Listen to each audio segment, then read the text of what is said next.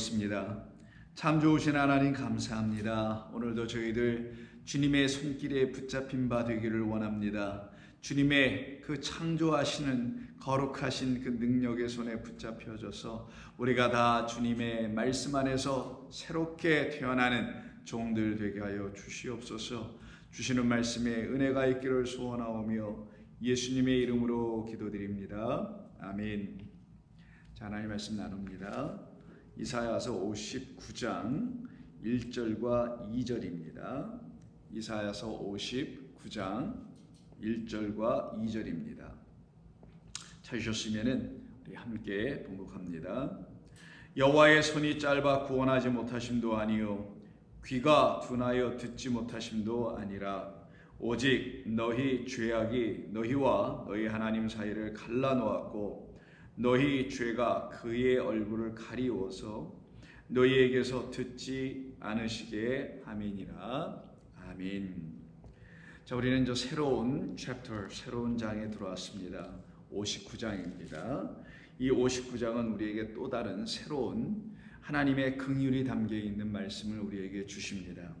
죄악 가운데서 우리 모두가 죽을 수밖에 없었던 존재들이었는데 그와 같은 사실조차도 모르고 있는 우리에게 이와 같이 하나님께서 말씀이라는 걸 우리에게 써서 주심으로 혹은 들려주심으로 우리가 우리의 죄가 무엇인지를 알게 해주시는 하나님의 긍휼, 그 죄가 또 무엇인지를 아는 정도에서 끝나는 게 아니라 그 죄를 하나님께서 또 용서해 주실 수 있는 길까지 열어주셔서 그 하나님께서 용서해 주신 그 모든 일들을 믿는 자들에게 미치는 하나님의 놀라운 은혜를 입게 하셔서 그 은혜로 말미암아 믿음으로 구원을 얻게 하시는 하나님의 놀라운 기적적인 역사가 우리 모두에게 일어나게 하시려고 59장을 우리에게 주신 것입니다.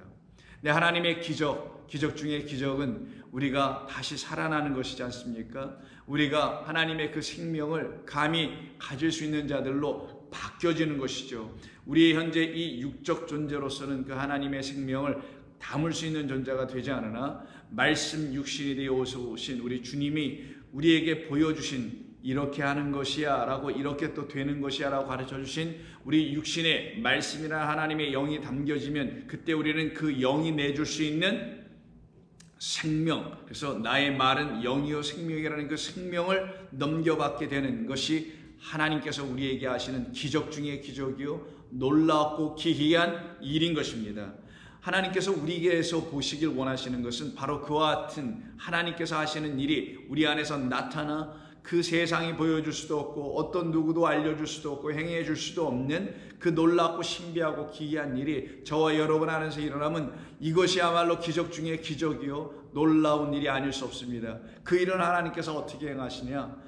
손으로 행하십니다. 그래서 오늘 본문에 보면은 1절에 여호와의 손이 짧아 구원하지 못하심도 아니라 라고 말씀합니다.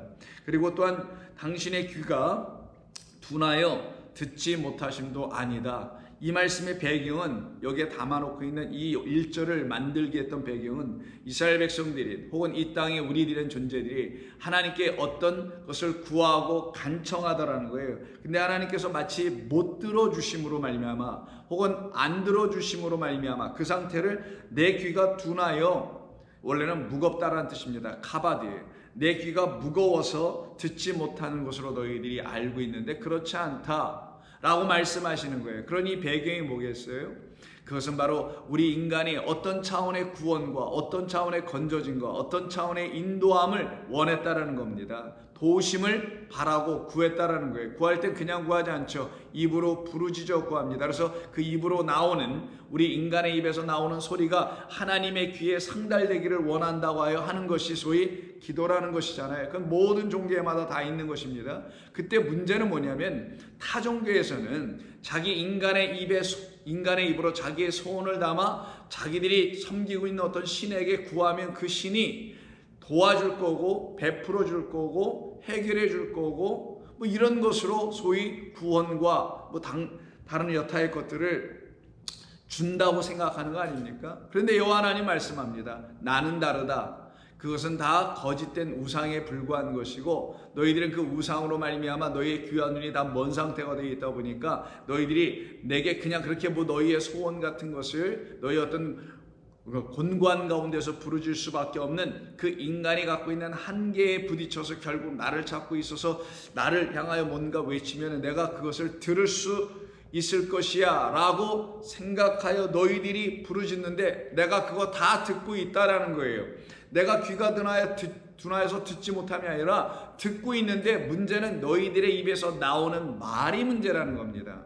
근데 그 말을 가지고 하나님께 도움을 요청한 거죠. 근데 하나님의 또 도움이 안 오고 있다라는 거예요. 지금 이스라엘 백성들의 입장에서는. 그래서 그들이 계속 부르짖고 있고 계속 뭔가를 간구하고 구하고 있다라는 거예요.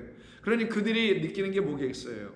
그들이 알 수 있게 되고 알게 되는 게 여호와 하나님이 계시는가? 이런 의심이 들어오겠죠. 믿음 없음으로 시작한 그들의 마음에 믿음 없음으로 끝나는 그 의심이 드디어 발동하기 시작할 거 아니겠어요? 그래서 나온 말이 하나님의 손이 우리를 구원하지 아니하시나? 하나님이 주무시나? 라고 하는 생각을 갖고 있다는 겁니다. 그 배경에서 1절에 나오는 거예요. 여호와의 손이 짧아서 구원하지 못함이 아니다. 내 귀가 둔하여 듣지 못함도 아니다 라고 말씀하는 겁니다. 원래는 본문이 이렇게 기록되어 있습니다. 여호와의 손은 구원하게 하시는 데 있어서 조금도 짧지 않다라는 거예요. 결코 짧지 않다. 여호와의 손은 우리라는 존재를 구원해 내시는 데 있어서 조금도 짧지 않다. 그런 뜻입니다. 두 번째는 그의 귀는 들으시기에 조금도 둔하지 않다. 그러면 여호와의 귀와 여호와의 손의 문제가 아니라는 것이죠. 누구의 문제라는 건가요? 우리의 문제라는 겁니다. 우리의 어떤 것, 우리의 귀와 우리의 손의 문제가 있다는 것이죠. 만약에 여호와 하나님의 손이 구원하실 수 있는 손이라는 걸 1차적으로 깨달아 알았기에 이들이 이렇게 외치는 것이라면, 그래서 또 외칠 수 있는 것이라면 그 손이 그들에게 만약에 있었다면, 더 나아가서 여호와 하나님의 귀가 그들에게 있었더라면, 즉 우리가 갖고 있는 귀가 여호와 하나님이 주신 그 여호와 하나님의 귀로 우리가 들을 수 있는 귀가 되어 있더라면 우리는 어떤 것을 들었을 거 아니겠어요? 그 어떤 걸 들었다면 그것을 우리의 입으로 다시 말할 수 있었을 거 아니겠어요? 하나님이 원하시는 건 바로 그거였다라는 거예요.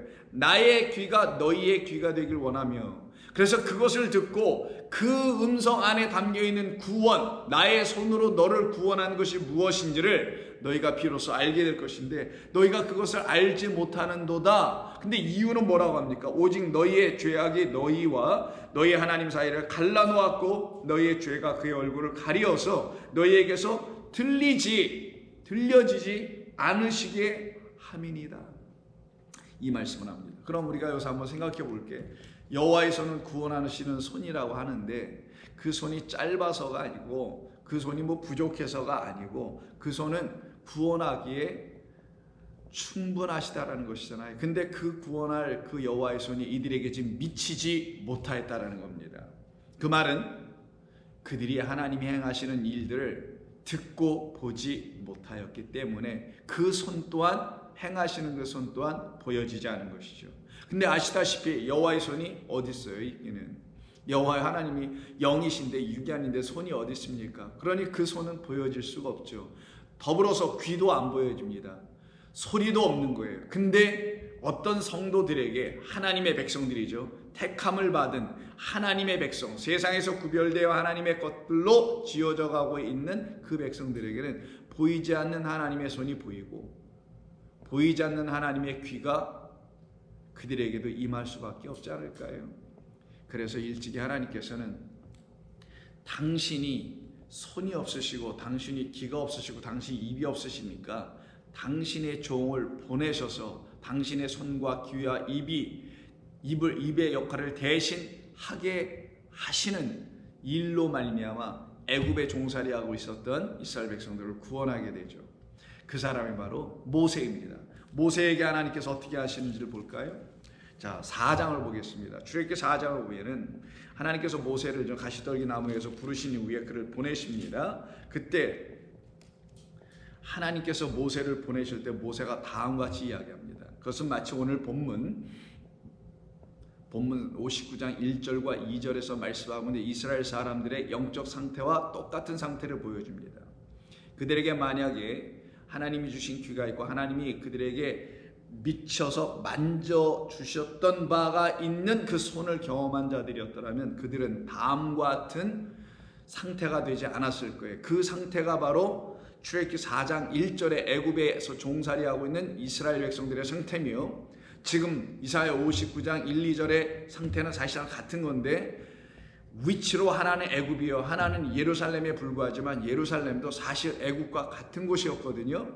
그래서 4장 1절을 보면은 모세가 대답하여 이르되 그러나 그들이 나를 믿지 아니하며 내 말을 듣지 아니하고 이르기를 여호와께서 내게 나타나지 아니하셨다 하면 어떻게 해야죠? 라고 지금 묻는 거예요. 이 말은 이스라엘 백성들의 영적 상태를 지금 여실히 들추어 내주고 있는 이야기잖아요. 아직 모세가 그들을 만나지 못했지만 사실 우리가 어떤 존재라는 걸 성경은 하나님과 모세의 대화 속에서 보여주고 알려주시는 건 아니겠어요? 그러니 모세가 곧 만나게 될 이스라엘 백성들의 상태는 하나님이 보내신 일을 믿지 아니한다 라는 겁니다. 구체적으로는 하나님께서 보내신 그 사람 모세의 입에서 나오는 말을 그들이 믿지 아니하고 그 말을 듣지 아니하고 말하기를 여호와께서 내게 나타나지 아니하셨다. 너를 하나님께서 보내신 것이 아니다. 너의 안에는 여호와 하나님의 근거, 흔적, 여호와 하나님이 너의 안에 계시다라는 어떤 표적, 근거, 증거가 전혀 없다라고 말한다면 그들로 하여금 내가 어떻게 하나님에게서 보내심을 받고 온 자인지를, 그런 모세인지를 어떻게 하면 알려줄 수 있습니까? 즉 내 안에 당신이 계시다라는 것을, 내 안에는 당신의 그 이름, 나는 스스로 있는 자라고 하는 그 이름을 갖고 온 자라는 것을 그들에게 어떻게 알려주어 그들에게 내가 말을 할 때 그들이 귀가 열려서 여호와, 내 안에 계신 여호와 하나님의 그 음성 소리를 들을 수 있는 자들로 만들어갈 수 있을까요? 라고 지금 이야기하는 겁니다. 그래서 그때 나온 것이 첫 번째 표적, 두 번째 표적이에요. 첫 번째 표적을 통해서는 그들이 믿지 못할 것이나 두 번째 것을 통하여 믿게 될 것이라는 그 말, 소위 8절에 있는 말을 이루게 하려고 하는 겁니다. 먼저 8절을 먼저 읽어볼게요. 여호와께서 이르시되 만일 그들이 너를 믿지 아니하며 그 처음 표적의 표징을 받지 아니하여도 나중 표적의 표징은 믿게 될 것이다. 이 말씀을 해줍니다. 그러면 첫 번째 표적은 뭔가요? 첫 번째 표적은 바로 2절부터 시작됩니다. 여호와께서 그에게 이르시되 내 손에 있는 것이 무엇이냐? 그때 하나님이 언급하신 것이 뭐예요? 모세의 손입니다.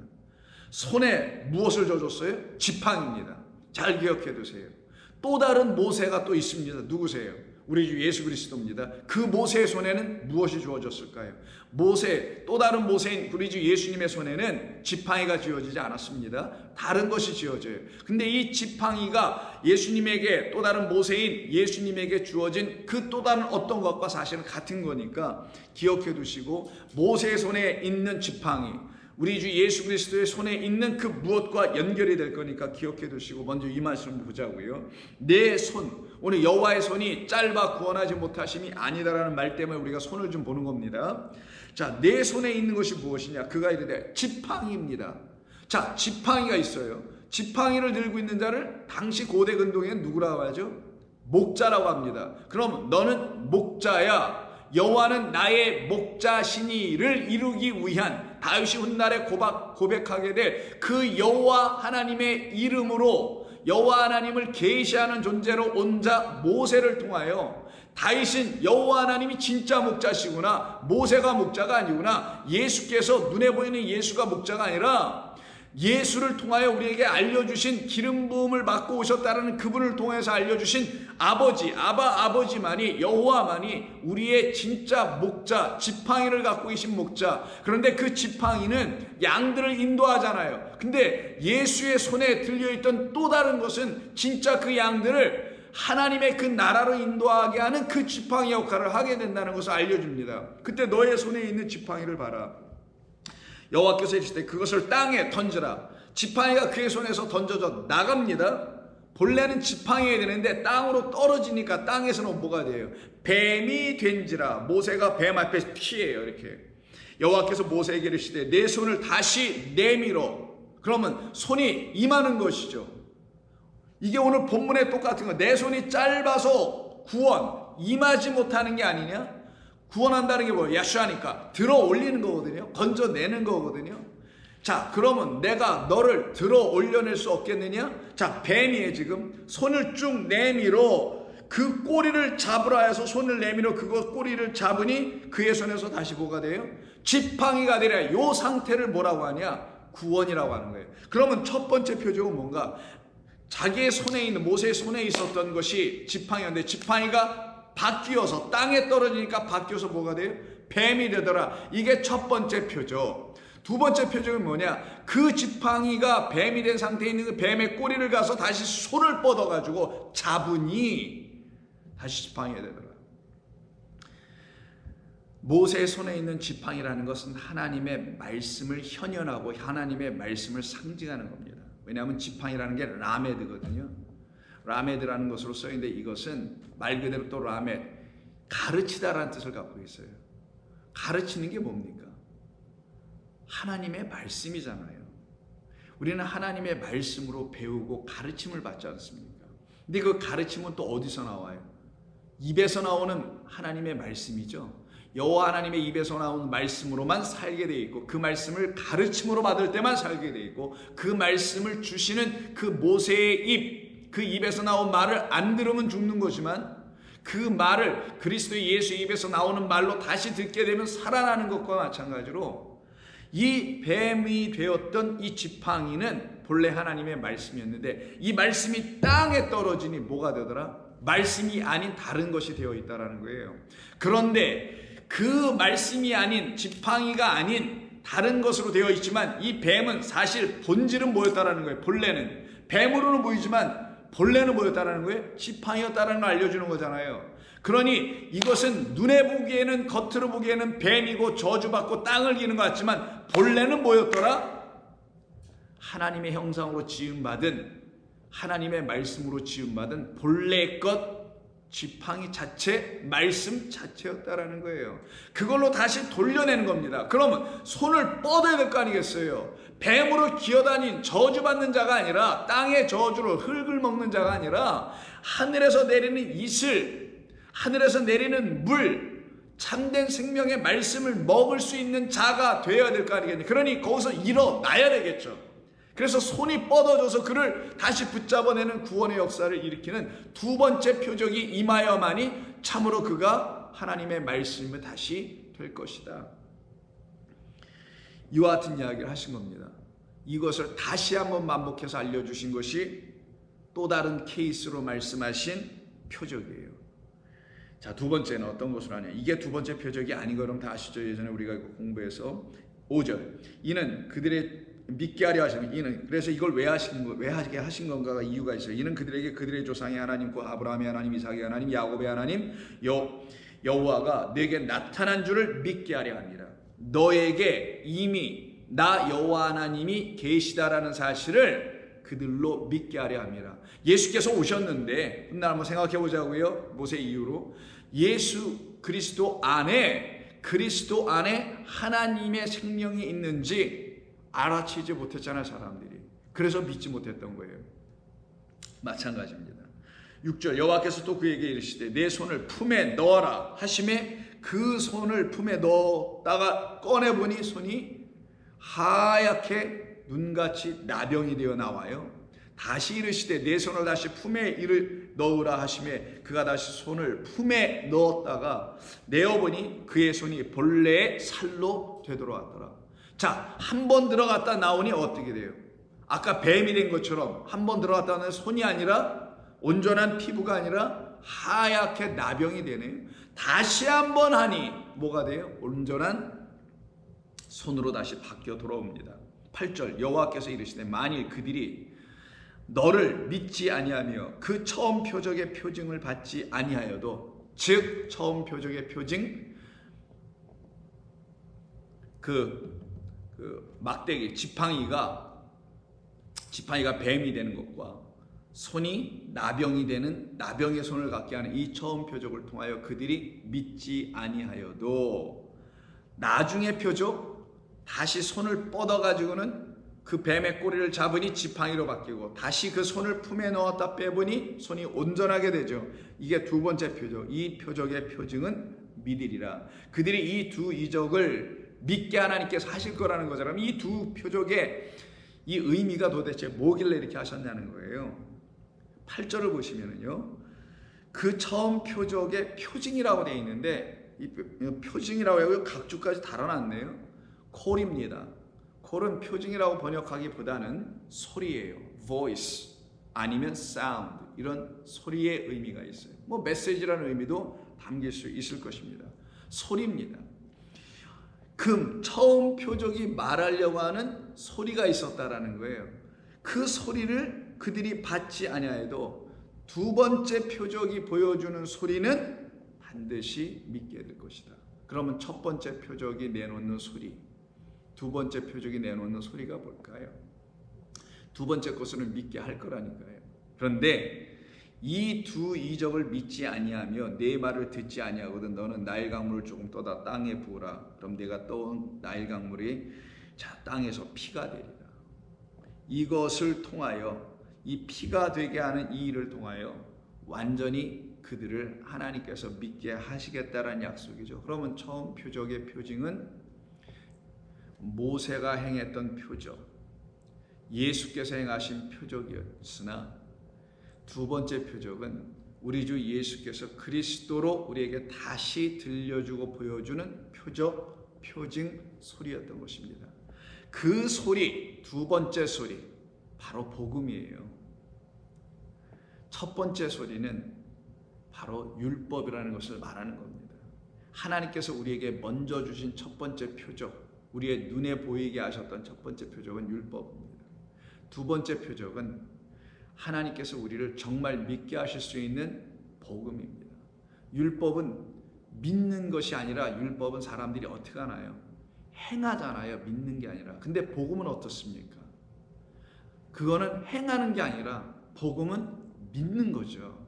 그래서 진짜 믿게 하게 하시는 것은 두 번째 표적에 담겨 있고, 이 모든 것을 완성하는 것은 피다. 뭐 어떤 거? 물피다. 물이 곧 피가 되는 사건을 통하여서 이 모든 표적을 완성하시겠다. 결국 그리스도 예수님을 통한 십자가의 은혜가 무엇인지를 알려주어 그것을 통하여 깨달아 알게 된 사람들에게는 바로 하나님을 믿을 수 있는 일이 일어나게 하신다라는 이야기인 거예요. 바로 이때에 손이 등장합니다. 자, 이스라엘 백성들에게 가서, 그리고 또 바로에게 가서 모세는 내 백성, 하나님의 백성을 광야로 나가게 해달라고 얘기하죠. 근데 바로가 그 말을 순순히 듣지 않습니다. 그래서 바로에게 여러 가지 재앙을 주죠. 그때 9번째 재앙에 해당되는 이야기가 10장 21절에 있는데, 그때도 손이 사용됩니다. 21절, 여호와께서 모세에게 이르시되 하늘을 향하여 내 손을 내밀어, 쭉 피는 거예요. 또 짧지 않고 쭉 피는 겁니다. 애굽 땅 위에 흑암이 있게 하라. 곧 더듬을 만한 흑암이더라. 모세가 하늘을 향하여 손을 내밀매 캄캄한 흑암이 3일 동안 애굽 온 땅에 있더라. 하늘을 향했다는 걸 뭐겠어요?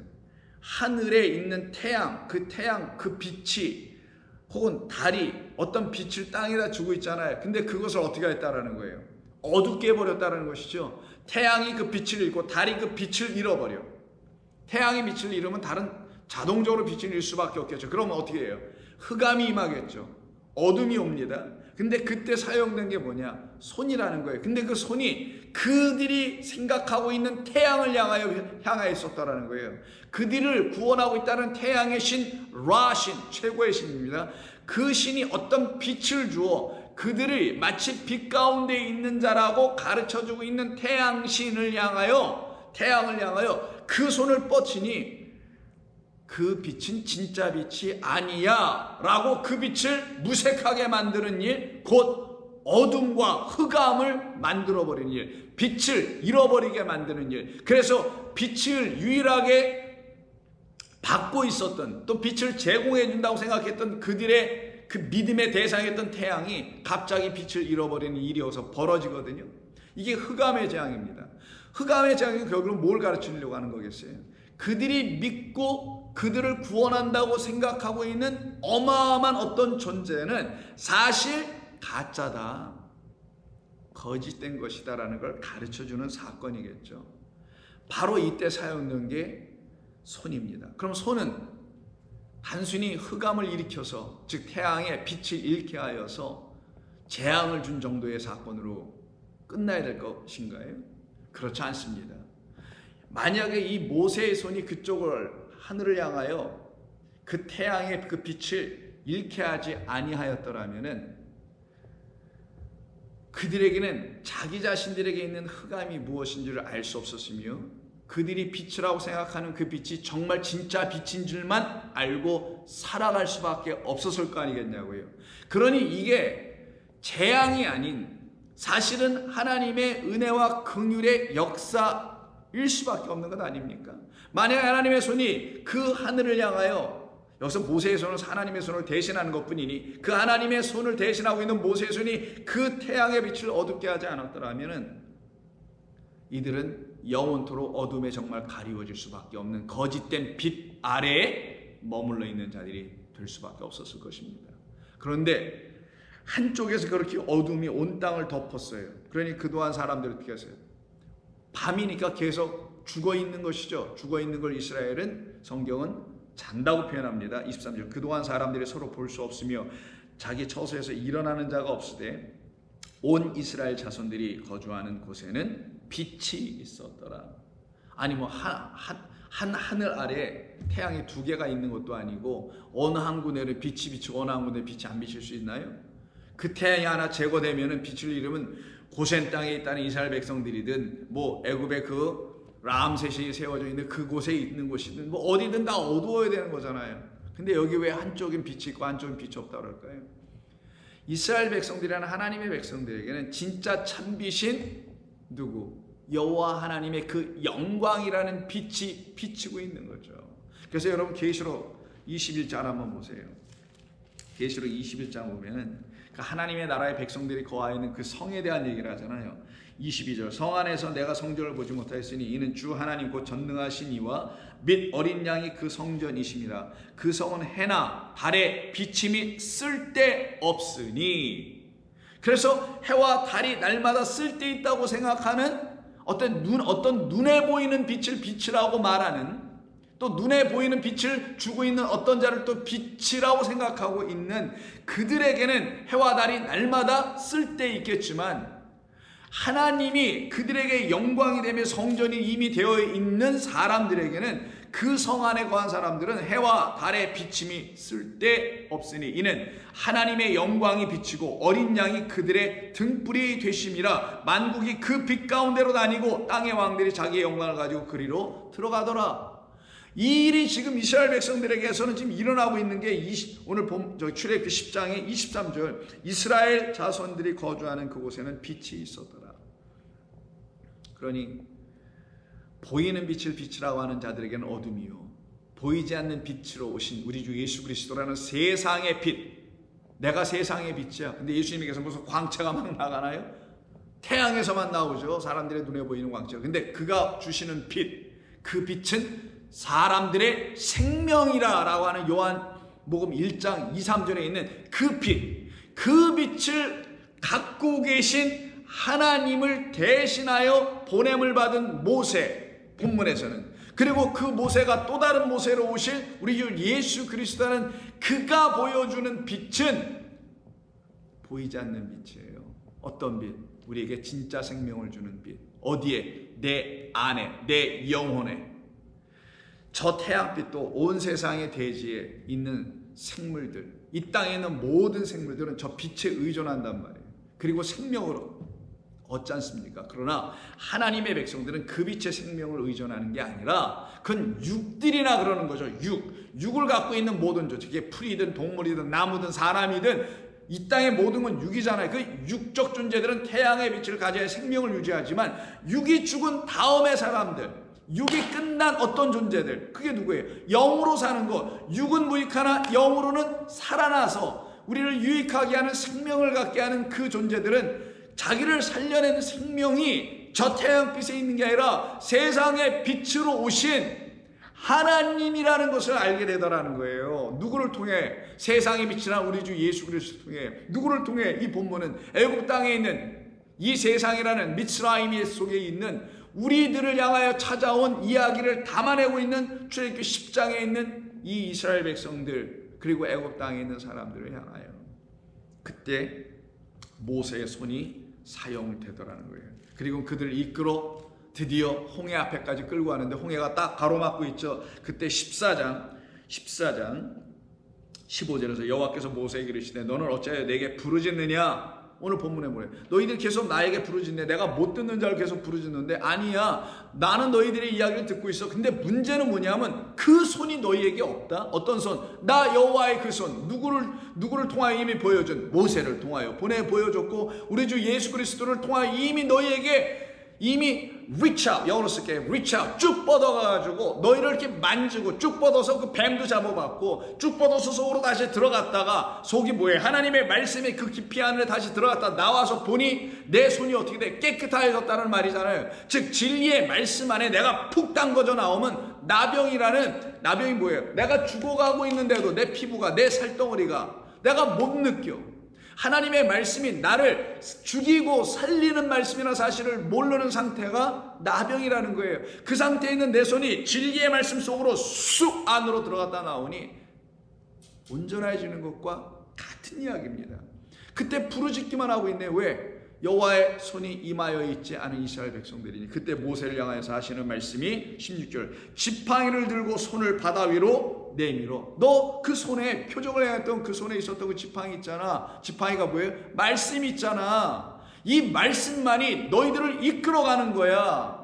너희들을 광야로 내모는 것도 하나님의 말씀이 있는 곳으로 내모는 것이며 그 말씀은 무슨 물리적인 광야라는 돌만 있고 척박하고 비는 가끔이나 내리고 있고 먹을 것이 거의 없는 이런 광야로 내보낸다는 게 아니라 하나님의 말씀이 온전한 상태로 우리에게 주실 수 있는 하늘에서 내려주는 양식이 있는 곳인 곳으로 나아가게 했을 때 그곳에서 양식을 먹고 하나님의 말씀으로 다시 지어지는 것처럼 내 손에 있는 그 지팡이 그것을 들고 그리고 너의 손을 바다 위로 쭉 내밀어라. 똑같아요. 여기에서 여호와의 손이 짧지 않다.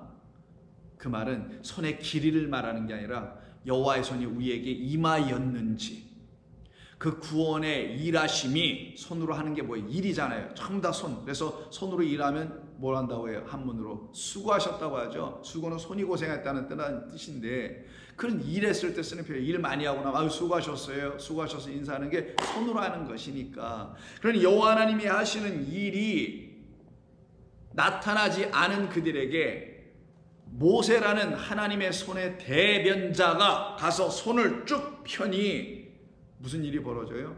홍해가 갈라지더라. 홍해는 휘장입니다. 휘장은 그 진리의 말씀이 있는 아버지의 나라로 들어가는 마지막 닫혀있는 문이잖아요. 그 문을 열 수 있는 것은 오직 단 하나, 말씀 육신이에요. 말씀으로 오신 예수님께서 육신을 입고 오셨지만 그 육신이 딱 갈라지니 쪼개지니 거기에 길이 하나 놓이고 휘장 가운데로 들어가는 역사가 히브리서 10장이 말한 그대로 일어나는 것처럼 여기에서도 이스라엘 백성들이 지금 휘장이 갈라지듯이 홍해가 갈라지고 바다가 갈라지고 마른 땅으로 쭉 지나가는 역사, 이게 휘장 가운데로 길이 열려 그 가운데로 들어가는 역사, 양의 문으로 오신 그리스도 예수를 문으로 그 문 안으로 들어가는 역사. 이때 하나님의 손이 모세의 손을 대신하여 이스라엘 백성들에게 나타나더라는 거예요. 그렇더니 어떻게 돼요? 갈라지더라는 거예요. 그렇더니 어떻게 돼요? 들어가더라는 겁니다. 이 모든 일은 하나님의 말씀에 의해서 이끌려 나가는 역사 속에서 이루어지더라는 거예요. 그리고 그걸로 끝나나요? 아니죠. 다시는 뒤돌아갈 수 없도록 한 번 건넌 자는 그 앞을 향하여 본향을 향하여 걸어간다는 것을 확실하게 알려주시려고 하나님께서 한번 당신의 진리의 백성으로 삼아내는 당신의 권능의 손이 임하여 그 손에 붙잡힌 바 된 사람은 날마다 인도함을 받을 수밖에 없다는 사실, 그리고 그들을 해할 수 있는 것이 더 이상 그들에게 쫓아올 수 없게 하시기 위해서 하나님께서 26절에 여호와께서 모세에게 이르시되 추격하는 바로의 군대가 뒤에 오니까 내 손을 바다 위로 내밀어 물이 애굽 사람과 그들의 병거의 마병들 위에 다시 흐르게 하라. 하나님이 하시는 일입니다. 하나님의 손을 대신하고 그 손의 역할을 대신하고 있는 사람은 모세죠. 그 모세의 손의 하이라이트 중에 하이라이트는 출애굽기 17장에 나옵니다.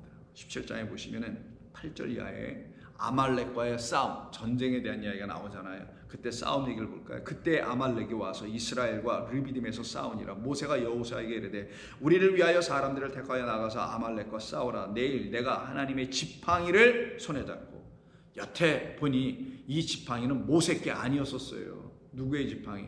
하나님의 지팡이, 엘로힘의 지팡이였네요. 자, 하나님의 지팡이를 손에 잡고 산 꼭대기에 서리라. 원래는 산은 아니고 언덕 꼭대기인데 뭐 이렇게 중요하진 않습니다. 그냥 높은 산 뭐 이렇게라는 건 아니라는 거죠. 그냥 언덕. 근데 어떤 언덕을 말해주고 싶은 거죠. 근데 여기 꼭대기라보다 언덕의 머리. 결국 그 언덕의 머리에 올라가 있는 거예요. 그러니까 언덕의 정상이라는 말이겠는데 문자적 의미로는 언덕의 정상, 꼭대기인 거죠. 그러나 여기에 다만 어떤 뜻이 있습니다. 이걸 문자로만 읽게 되면 뭐 산꼭대기에 올라갔나 보다, 뭐 언덕에 뭐 정상 꼭대기에 올라갔나 보다 이렇게 생각을 하지만 왜 지팡이를 손에 잡고 굳이 그 언덕의 러시, 머리 위에 올라가게 하셨는가? 다 이유가 있어서 하시는 거겠죠. 자, 여호수아가 모세의 말대로 행하여 아말렉과 싸우고 모세와 아론과 훌은 산꼭대기에 올라갑니다. 모세가 손을 들면, 두 손을 듭니다.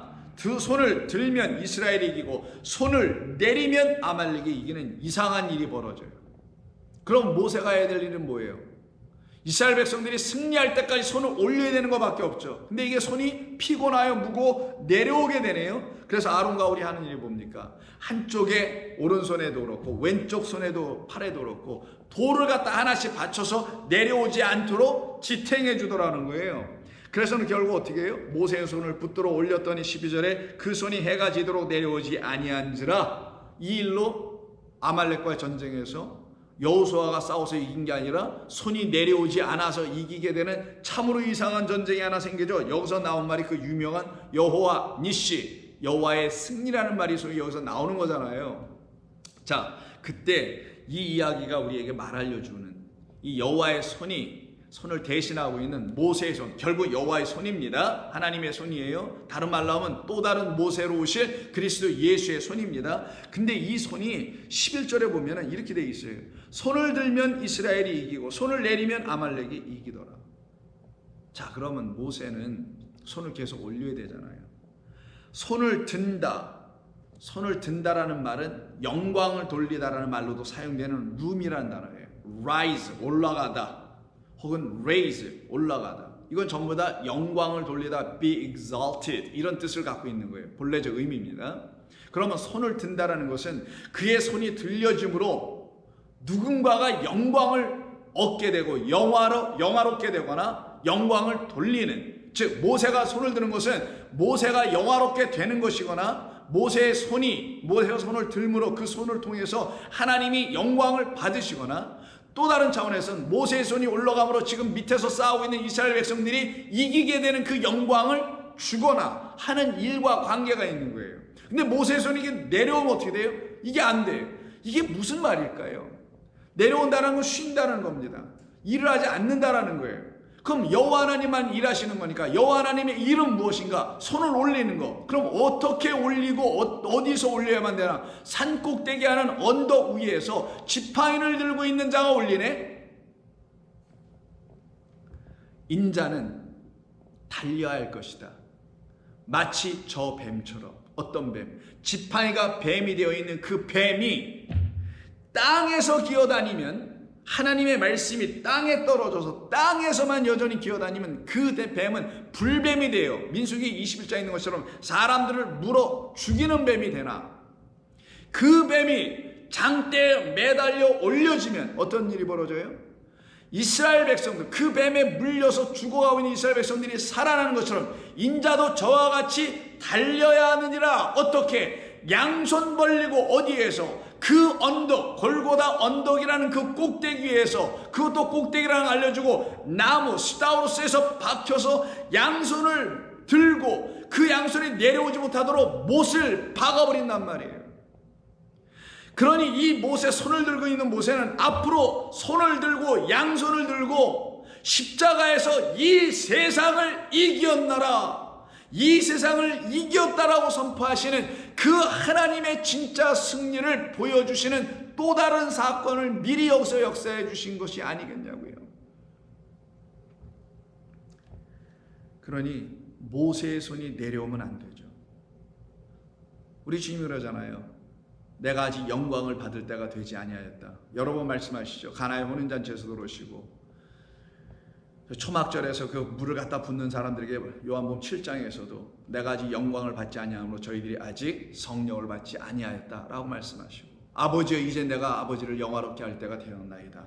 때가 이르매. 그때 뭐예요? 우리 주님께서 십자가에서 달리실 때 이걸 갖다가 히브리어로 룸, 영광을 돌리다, 독사조예요.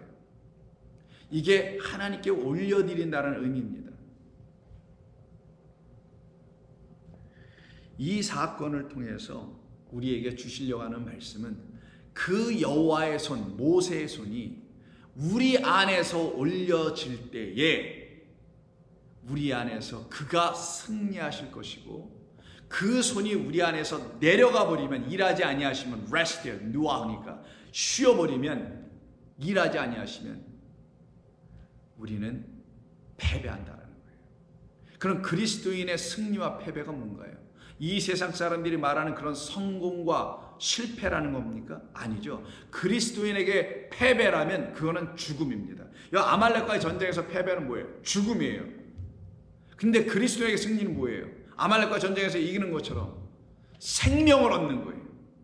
여호와 니시라는 말의 여호와의 승리는 하나님께서 우리에게 당신의 아들을 십자가에서 그 나무에다 매달아 양손이 올라가게 하시는 하나님의 일, 이 들어 올리는 일, 우리에게 당신의 영광을, 독생자 안에 담으신 그 영광을 주시기 위해서 그 아들을 들어 올리는 그 영광, 영화스럽게 하는 그 일을 통하여 우리를 살려내시려고 하는 거예요. 무엇으로?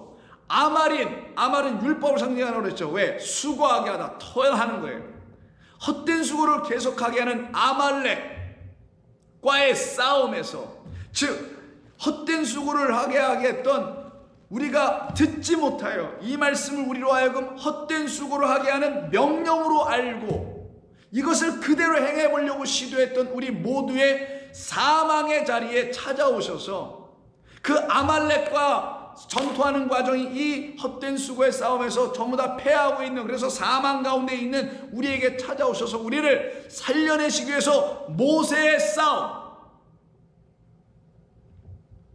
우리 주 예수 그리스도의 싸움,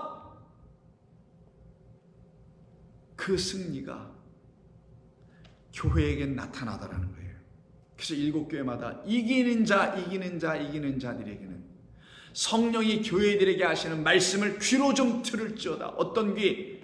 하나님이신 성령이라는 마음으로 들을지어다. 그래서 12절에 모세의 팔이 피곤하여 내려오려니까 돌을 갖다 받치잖아요. 그때 모세의 손을 붙들어 올려놨더니 그 손이 해가 지도록 내려오지 아니하더라. 해가 지도록 내려오지 않다라는 건 무슨 말이겠어요? 해가 질 때 내려왔다라는 거잖아요. 우리 예수님께서 해가 지기 전 12시 정오에 십자가에 달리시고요. 그리고 3시간 동안, 즉 6시부터 그 6번째 시간이라 하죠. 그 6번째 시간인 정오 12시부터 9번째 시간인 오후 3시까지 하늘에 있는 태양이 빛을 잃어버리죠. 왜? 당신이 빛이라는 사실을 알려주는 거잖아요. 모세가 흑암을 이스라엘 백성들이 아닌 애굽의 백성들에게 비추게 해줬던 것처럼, 그러면 그 흑암으로 덮여져 있는 당시 예수님의 죽음의 현장은 어디예요? 예루살렘이었잖아요. 이스라엘이고 유다 땅이고 거기가 뭐라는 거예요?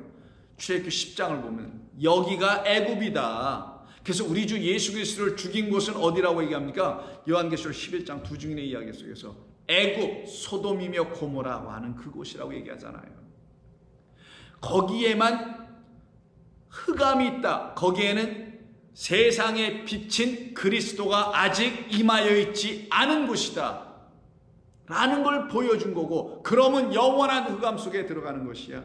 그러나 그가 이렇게 양팔을 벌리고 그 십자가에서 그 손이 내려오지 않도록 못을 박아 매달아 그가 해가 지기까지, 곧바로 지면은 6월절에 저녁 식사가 시작되는 그날이었는데 지기까지 거기서 내려오지 않았다는 이야기.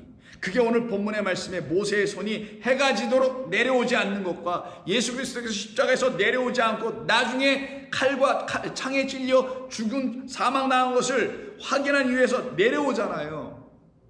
근데 여기 지금 본문에 그의 손에 해가 지도록 내려오지 않았다라는 말은 의역인 거고, 본래 의미는 뭐라고 그랬었습니까? 그 손이 어떤 손이라는 거예요?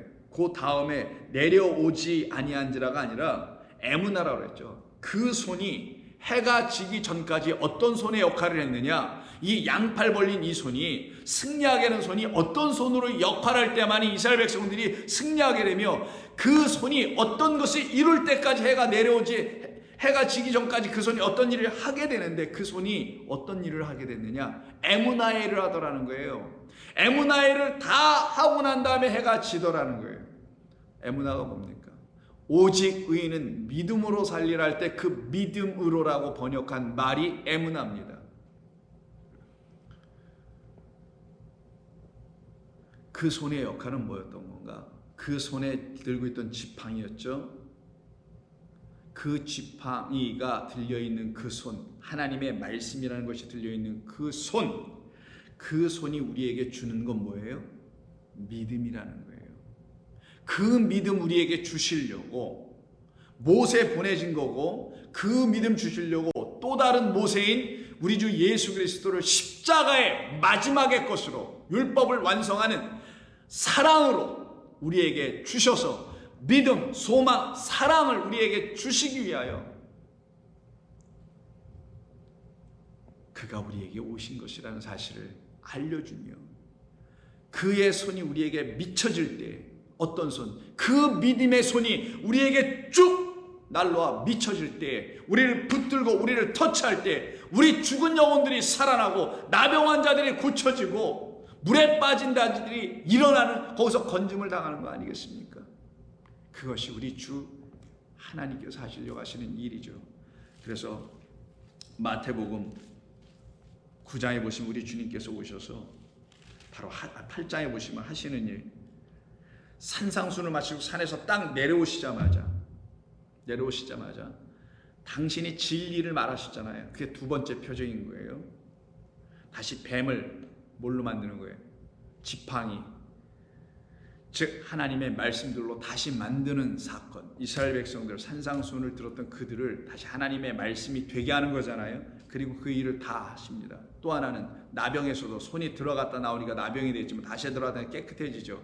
그 일을 이루시러 오신 분이 바로 당신이라는 걸 알려주려고 산상순, 율법을 복음으로 다시 알려주어 그들로 하여금 은혜와 진리를 충만하게 해주는 그 역사를 딱 일으키시고 산에서 내려옵니다. 8장 1절, 예수께서 산에서 내려오시니 수많은 무리가 따르니라. 한 나병 환자가 나와 절하며 이르되 주여 원하시면 저를 깨끗하게 하실 수 있나이다 하거늘, 예수께서 그때 어떻게 하시나? 당신의 손을 내밀어. 어떤 손이? 이때 손은 두 번째 손이겠죠. 여전히 첫 번째 손만 가지고 있는 그들, 한 손만 갖고 있는 거예요. 양손이 있어야 되는데 한 손만 갖고 있어요. 지금 이게 그 손만 갖고 있어서 여전히 나병 상태에 있는 그들에게 당신의 손을 뻗습니다. 손을 내밀어 그에게 대시며 이르시되 내가 원하노니 깨끗함을 받으라. 그럼 그 손이 나가니 나병이 고쳐지네요. 14장에 보시면 예수님의 제자들이 예수님 없이 예수님 산에 가서 기도하고 계실 때에 건너편으로 해저물 때 지나갑니다. 흑암 속에서 그 바다를 넘어가려고 하죠. 근데 이제 이들에게 빛이 없어서 이들이 지금 방황하고 있는 모습을 보여주는 겁니다.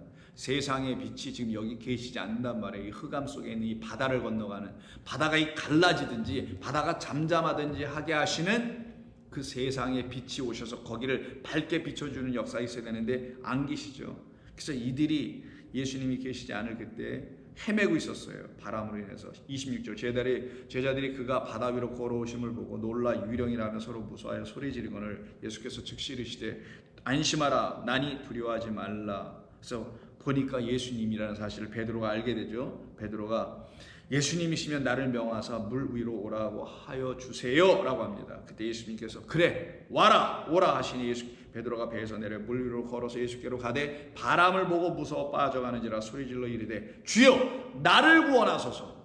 자, 오늘 본문의 배경이 뭡니까? 이스라엘 백성들이 전부 다 바다에 빠져 죽을 수밖에 없는 상태. 주여 나를 구원하소서 라고 하나님께 기도하고 간청하고 하는데 하나님이 못 들으시는 것 같아요. 그때 하나님이 말씀하시되 내 손이 짧아서 구원 못함이 아니다. 무엇이 없어서 너에게 나의 손이 내주는 무엇, 두 번째 손이 내어주는 그 무엇, 믿음을 주는 말씀이 너에게 없기 때문이다라는 거잖아요. 그래서 출애굽기 17장에 아말렉과의 전투에서 그 손이 어떤 손? 에무나의 손, 믿음의 손이었다라는 거예요. 우리에게 믿음을 주기 위해서 십자가에서 달려 죽으신 그 분의 손이 우리에게 믿음으로 나타나 역사되지 않은 상태의 사람들은 이와 같이 바다 가운데 풍랑을 맞아 죽을 수밖에 없게 되나, 그때 부르짖습니다. 베드로가 부르짖죠. 주여 나를 야슈아 구원하여 주옵소서. 이렇게 부르짖어요. 예수께서 즉시 어떻게 해요? 손을 내밀어 그를 붙잡으시며 하시는 말씀입니다. 너는 이 손이 필요하지. 근데 이 손이 어떤 손인지 알아야 해. 이 손이 바로 에무나야. 믿음이 적은 자여 왜 의심하느냐. 의심이라는 게 뭘까요? 성경이 말하는 의심은 하나님을 믿지 않거나 신뢰하지 않음을 의미한다기보다는, 성경이 말하는 의심은 하나님의 말씀, 이 문자로 기록된 말씀을 그 상태로 그대로 갖고 있는 것. 그래서 믿음을 갖게 하지 못하는 상태가 하나님을 의심하는 자들의 삶을 살게 합니다. 이게 지금 베드로뿐만 아니라 우리 모두의 예전의 삶의 모습이었던 것이죠. 그래서 여기서 믿음이 나옵니다. 뭐와 더불어 당신의 손이 쭉 뻗어 그를 물속에서 건져내실 때, 빠져가는 너를 물속에서 건져낼 수 있는 그 손은 난데, 나의 그 손은 너희에게 믿음을 내어주기 위하여 십자가에서 달릴 그 손을 들고 있어야 할 그 손. 그래서 내 손이 들고서 이 세상의 바다를 잠잠케 하며 이 세상을 이기게 하는 그 손의 역할을 해질 때까지 다 하여야만이 너희들은 나의 손에서 나오는 그 하나님의 말씀이라는 믿음을 가지고 너희들도 이길 것이다. 그럼 그 손에 들려있는 것이 무엇일까요? 그 손에 들려있는 건 다른 게 아닙니다. 믿음을 주는 말씀이었던 거예요. 그래서 로마서 10장 8절에 보면 그러면 무엇을 말하느냐, 말씀이 내게 가까워 내 입에 있으며 내 마음에 있다 하였으니 우리가 곧 전파하는 믿음의 레마, 믿음을 주는 진짜 성령의 말씀. 이 로고스라는 말씀이 아니라, 이건 믿음을 주는 게 아니라 이건 초등학문, 믿음의 주에게로 인도하는. 그래서 믿음이 오기 전에는 우리가 율법 아래 전부 다 있고, 믿음이 온 후에야 이 말씀을 가지고 그리스도에게로 가는 거잖아요. 그것을 말하는 게 믿음의 말씀이라. 그리고는 17절에서 그러므로 믿음은 들음에서 나며 들음은 그리스도의 말씀으로 말미암았느니라. 그럼 이 말씀을 듣지 못함으로 그런 믿음이 그들에게 있지 않았던 것이죠. 그러니 당신의 손에 있는 그 지팡이는 우리에게 믿음을 주게 하는 하나님의 말씀을 담은 거죠. 어떤 말씀? 보이는 말씀이 아니라 보이지 않으나 들려지는 말씀이에요. 그 말씀이 그의 손에 있다라는 사실을 알게 해주시는 일이 요한계시록 2장 16절 이하에 있습니다. 환상을 보는 거예요. 요한이 그리스도를 봅니다. 그 그리스도 예수님을 보는 이야기가 16절. 그의 오른손에 7별이 있고 그의 입에서 좌우에 날선검이 나오더라. 좌우의 날선검은 하나님의 말씀이라는 거 아시잖아요. 자, 오른손에 7별이 있고 좌우에 날선검이 있어요.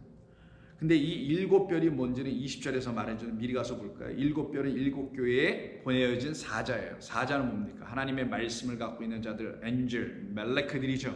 그 7 사자, 하나님의 7 말씀들, 언약의 말씀, 완성의 말씀이죠. 우리가 꼭 알고 가져야 할 말씀, 이 말씀을 들고 계셨다라는 거. 오른손에 무슨 별 7개를 들고 있었다라는 게 아니라 그 말씀을 들고 있어요. 아까 모세의 손에 뭐 있었어요? 지팡이가 있었죠. 예수님의 손에 뭐가 있습니까? 말씀이 있네요. 그리고선 하시는 말씀 17절. 내가 볼 때 그의 발 앞에 엎드려져 죽은 자 같이 되매 그가 오른손을 내게 뻗쳐서 얹으시고, 오른손을 내 위에 얹으시고 이르시되 두려워하지 말라. 나는 처음이요 마지막이다. 나는 처음이요 마지막이다. 곧 살아있는 자라. 내가 전에 죽었노라. 볼지어다 이제 세세토록 살아있어 사망과 음부의 열쇠를 가졌다. 승리하신 우리 주님입니다. 사망에서 생명으로 승리하신 우리 주님. 이게 싸움에서 이기신 우리 주님의 승리죠. 그래서 생명을 갖고 계시다는 사실을 알려주신 것이죠. 그게 저와 여러분에게도 임하면 우리 모두도 사망에서 생명으로 승리하여 생명 가진 자가 성도들의 참된 승리라는 걸 알게 해주시는 사건 아니겠어요? 그러니 그의 오른손에는 다른 게 있지 아니하고 무엇이 있을까요? 이게 있단 말이에요. 5장 7절. 그 어린 양이 나와 보좌 앞에 앉으신 이 하나님의 오른손에서 두루마리를 취하시니 그가 그 두루마리를 오른손에 갖고 있겠죠. 그 오른손에 갖고 있는 그 두루마리를 10장에서 또 뭐라고 하냐. 5절. 내가 본 바와 바다와 땅을 밟고 서 있는 천사가 하늘을 향하여 오른손을 들고. 바다와 땅이네요. 그럼 바다를 땅으로 만드시겠다는 상징적 의미가 있는 것이죠. 왜? 바다를 오른발로 밟고 있거든요. 오른발로 밟혀져 있는 바다라면 바다는 곧 어떻게 되겠어요? 사라지고 갈라지고. 왜? 오른발이라는 의미는 진리에 참된 것이니까 바다가 없어지고, 그래서 요한계시록에 바다가 사라지겠고, 바다는 뭐 거짓된 물을 내어주는 바다 짐승이라는 성전이니까 그 눈에 보이는 성전 다 없어지고 거짓된 말들을 주는 잔재들도 다 없어져 가는 그 일을 오른발이 딱 그 바다에 올라가야만 이루어진다는 거예요. 그래서 오른발이 바다 위에 올라지는 거예요. 왜? 그걸 땅으로 만드시려고.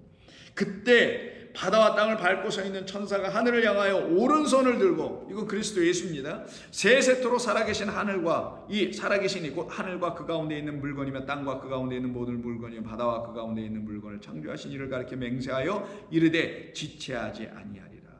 7째 천사가 소리를 내는 날 그의 나팔을 불려고 할 때 하나님이 그의 종 선지자들에게 전하신 복음과 같이 하나님의 그 비밀이 이루어지리이다. 그리고서는 그 바다와 땅을 밟고 서 있는 천사의 손, 그 손에 펴 놓인 두루마리를, 전에는 5장에서는 인쳐져 있는 것을 누가 뗄 것입니까? 인봉되어 있는 거. 근데 여기서 보니까 10장에서는 쫙 펼쳐져 있네. 펼쳐져 있으면 어떻게 할 수 있어요? 먹을 수 있죠. 취할 수 있죠. 읽을 수 있죠. 먹는다는 표현은 이 말씀을 양식으로 되돌려 먹을 수 있어요. 이 율법이 하나하나 풀려져 나가니 이제 내게 양식되어 들어오네요. 그러면서 하시는 말씀이 그 손에 펴있는 두루마리를 가져라 라고 요한하게 하시네요. 내가 천사에 나아가 작은 두루마리를 달라 한즉 천사가 이르되 갖다 먹어버리라. 내 배에선 쓰나 내 입에선 꿀같이 달이라 하고 갖다 먹으니 정말 어떻게 돼요? 내 입에는 꿀같이 다나 먹은 후에는 내 배에선 쓰게 되리라. 쓰고 달고 쓰는 역사가 일어나는 거죠. 하나님의 말씀이 무엇인지를 드디어 알게 되니 그때부터 예언하는 자가 되네요. 그래서 곧바로 붙는 게 그것을 먹은 자 두 증인의 이야기가 붙어 나오게 되는 것입니다. 그러니 오른손에 있는 것 참된 하나님의 말씀이에요. 그 말씀을 당신께서 우리에게 내주는 거잖아요. 그게 의의 손, 오른손의 손, 오른손의 손의 아들, 바로 베냐민으로 이 땅에 오신 우리 주 예수 그리스도로 말미암아 우리에게 참된 구제, 구원을 일으키시는 일이죠. 그래서 마태복음 6장 1, 2절서부터 4절 1까지 구제할 때 구원입니다. 말 그대로. 오른손이 아는 것을 왼손이 모르게 하여 구원하라 하시죠. 그것은 왼손은 전혀 알지 못하는 오른손의 그 일, 은혜와 진리라는 그 일을 이루신 그리스도의 사랑의 일로 우리에게 하나님의 일을 다 보여주시고 나타내신 하나님의 구원을, 긍휼하심을, 엘레모스를 전해주라는 이야기입니다. 그때 비로소 성도들은 어떻게 됩니까? 더 이상 귀가 둔한 자들이 되지 아니할 것입니다. 그들의 귀는 열리게 돼요. 근데 오늘 본문 59장에서는 손이 짧아 구원하지 못하심도 아니고 귀가 둔하여 듣지 못하심도 아닌데, 문제는 우리의 귀가 둔하였기 때문에, 우리의 귀가 둔하였으니 듣지 못하였다라는 거예요. 그러니 어떻게 돼요? 하나님의 귀를 갖지 못했으니 우리의 귀가 둔하여진 상태, 듣지 못하는 상태니 들어보지 않았으니 하나님의 말씀을 아무런 말을 할 수밖에 없게 되겠죠. 그 말로 구하더라는 거예요. 그 말로 구하게 되면 어떤 일이 벌어지냐? 2절의 일이 벌어지는 겁니다. 그 말로 구하면 너의 죄악이 너희와 너희 하나님 사이를 갈라만 놓게 되고, 갈라놓다, 나누어지다, 분리되다, 이혼되다, 하나 되지 못하다, 연합되지 못하다, 결혼하지 못하다, 장가들지 못한 상태가 되는 거예요.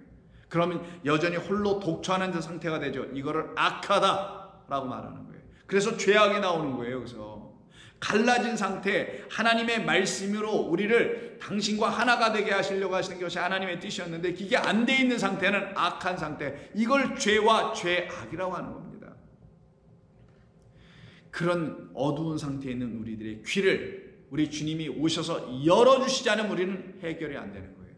그럼 어떻게 열어주시냐? 그것은 내일 함께 나누면서, 여호와의 손이 여러분들에게 미치게 되면은 그것은 진리의 손이요, 오른손이요, 그 손에는 지팡이라는 하나님의 말씀이라는 두루마기가 펼쳐있는 그 손인 것이었으며, 그 손이 우리를 터치할 때 은혜와 진리로 충만하신 독생자가 우리에게 복음이라는 하나님의 복된 소식을 가지고 우리에게 찾아오실 때 우리의 육은 더 이상 아말렉에게 패배하는, 그래서 아말렉에게 종이 되어, 율법의 종이 되어 그 율법을 섬기는 자가 아니라 양손 들고 십자가에서 골고다 언덕 그 산꼭대기에서 죽임당하신 그 믿음의 주요, 우리를 온전케 하시는 예수를 온전히 만나 그를 그리스도로 만나고 바라본 사람들은 그의 손으로 말미암아 다시 지어져 구원함을 얻으리이다.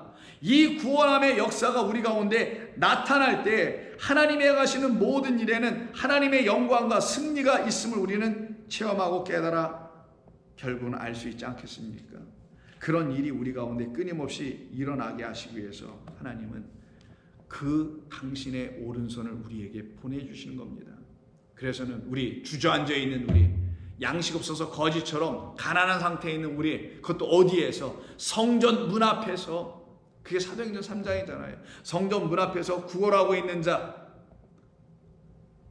그를 베드로가 가서 요한과 함께 일으켜 세우는 이야기. 6절.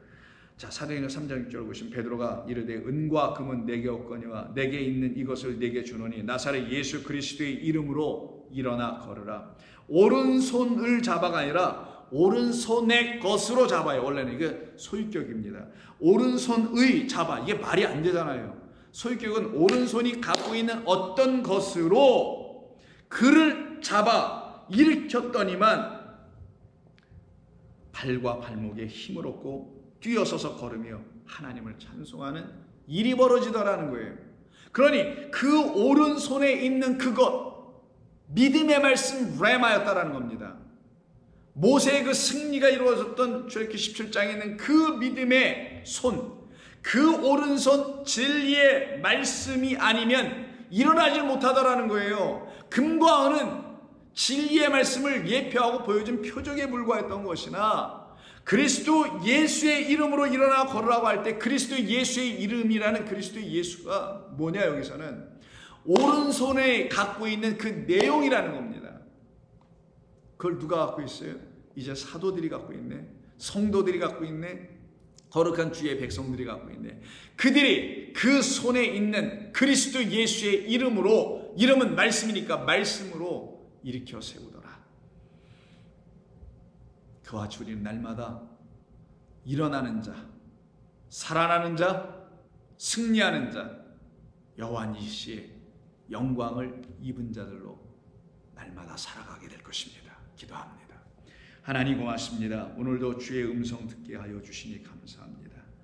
주님께서 저희들에게 이 말씀을 주셨사오니 이제 듣는 모든 성도들이 이 말씀을 깊이 묵상하여 생명의 양식이 될 수 있도록 이제부터 성령 하나님 도와주시옵소서. 성도들이 이 말씀을 더 깊이 자기의 생명의 양식으로 취할 수 있도록 더 많이 듣고 연구하고 묵상하는 종들 되기를 원하오며 예수님의 이름으로 기도하옵나이다. 아멘.